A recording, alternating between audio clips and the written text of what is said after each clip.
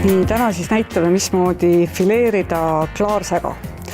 Klaarsäga on siis selline suur vuntsidega tegelane, kõva peaga ja tihtipeale kuna ta meil on selline suhteliselt uus või vähe kasutust leidnud, siis tihtipeale aetakse teda segamini angersägaga.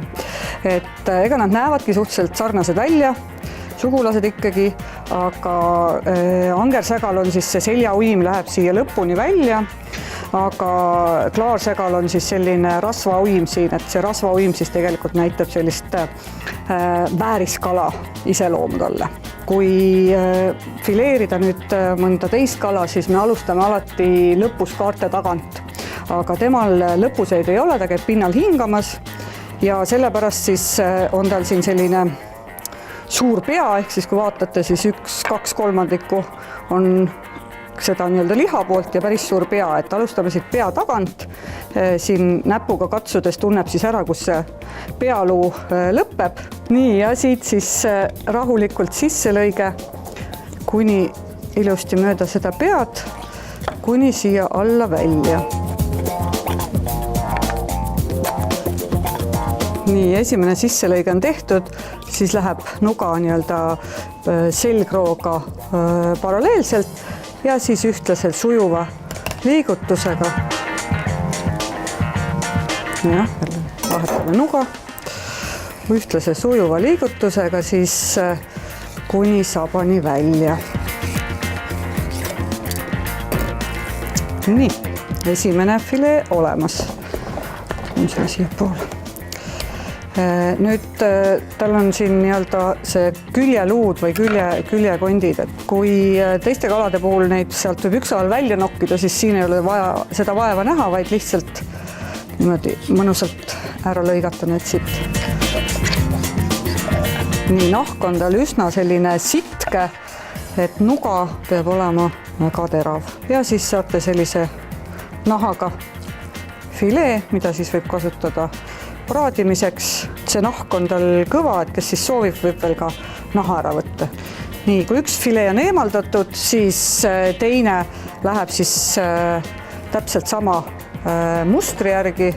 Ehk siis kõigepealt siit pea juures sisselõige, siia alla välja. Nii, ja nuga siis jälle mööda selgroogu, siis kuni lõpuni välja. Nii.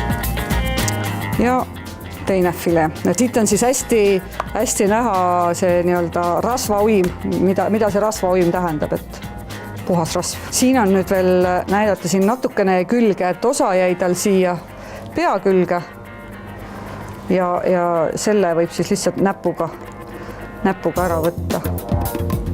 Nii, ja jälle siis need ribid.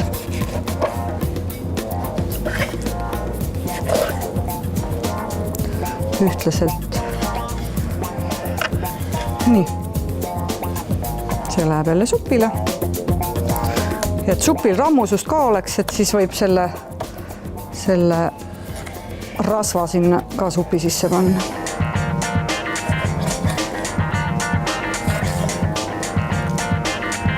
Nii, see läheb supile ja ühest kalast saime siis 2 fileed, et siin on nüüd hea see, et siin selle filee sees ei ole jäänud ühtegi luud, tal ei ole neid nii nimetatud väikeseid pindluusid, nagu on osadel kaladel.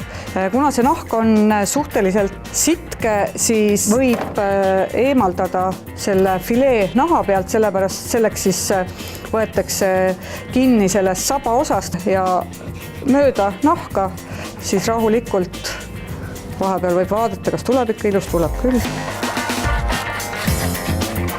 Kuni siis nii, ja siit selle võib ka jälle suppi sisse panna ja siis on selline ilus ilma nahata filee. Kala fileerimisel võib siis kasutada erinevaid nuge, et kuigi alati räägitakse, et kala fileerimisnuga peab olema sihuke pikk ja painduva teraga, et siis mina kasutasin täna üsna mitut nuga, et kui eemaldada fileed naha pealt, siis on oluline, et ta oleks selline hästi painduv nuga, et proovime sellega, vaatame, kuidas sellega tuleb filee naha pealt ära. Ehk siis jälle Nii. Eriti oluline on selline terav ja painduv nuga siis, kui me hakkame sellest fileest veel nii-öelda viile lõikama, et siis on see terav ja hästi painduv nuga väga oluline. Ja kui hakkate suppi tegema, siis need vereklombid siit tuleks eemaldada näpuga või siis väikse noaga ja siis otsida üles siit see hingamiselund, mis siis näeb välja selline. Nii, ja nüüd võib teha sellest ühe mõnusa uhaa. Sööma! Eesti toidumess.